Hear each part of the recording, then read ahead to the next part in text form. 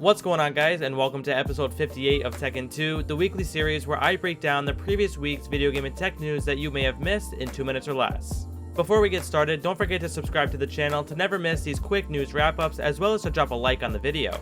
Let's try to reach for our normal goal of 10 likes. So let's start this episode off with a new rumor that wasn't really expected.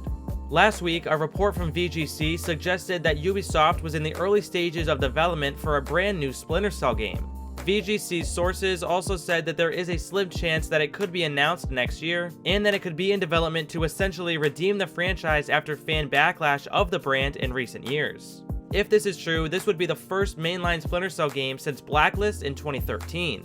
The sources also suggest that the game is being developed somewhere other than Ubisoft's big Montreal studio. And just for reference, Blacklist was developed at Ubisoft Toronto.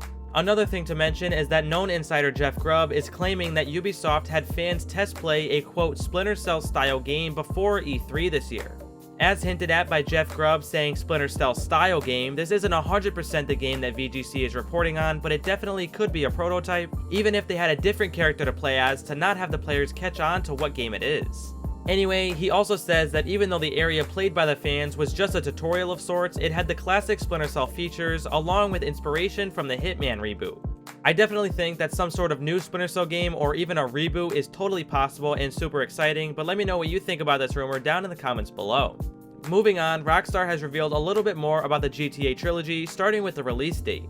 The digital versions of the game will launch on November 11th and the physical versions will launch on December 7th. A new trailer was released as well that gave us the first gameplay and look at graphical changes like lighting, shadows, reflections, and character models, even if some people are complaining about those online. And Game Pass will offer the remastered San Andreas, while PS Now will have the remastered GTA 3. In other news, Sony has confirmed God of War for PC coming on January 14th and also announced a state of play for this Wednesday. The next-gen versions of The Witcher 3 and Cyberpunk have been delayed to next year, while Elden Ring was delayed to February 25th. And interestingly enough, a new Wu-Tang Clan game is reportedly in development at Microsoft. On the tech side, starting with the smaller news, Sony added 2 untitled Marvel movies to its 2023 schedule, and Disney announced delays for 7 of their upcoming movies, including Indiana Jones 5, which had the longest delay of almost a year. Now let's talk about the biggest announcements from Apple's October event.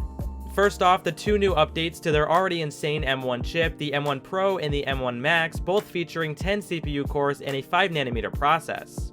The Pro is customizable with either a 14 or 16 core GPU. However, the Max has the option for a 24 or 32 core GPU, showing how crazy these chips really are. Any configurations of these chips are available on the brand new 14 and 16 inch MacBook Pros, which I actually like the design of, even with the interesting choice of the notch. They also bring back a ton of ports that people have been asking for, like HDMI, 3 Thunderbolt ports, a microSD card slot, and a MagSafe charging port for the first time in a while. The much speculated 3rd Gen Airpods also made an appearance, which are essentially a stripped down version of the Pros for $179, as well as new colors for the HomePod Mini.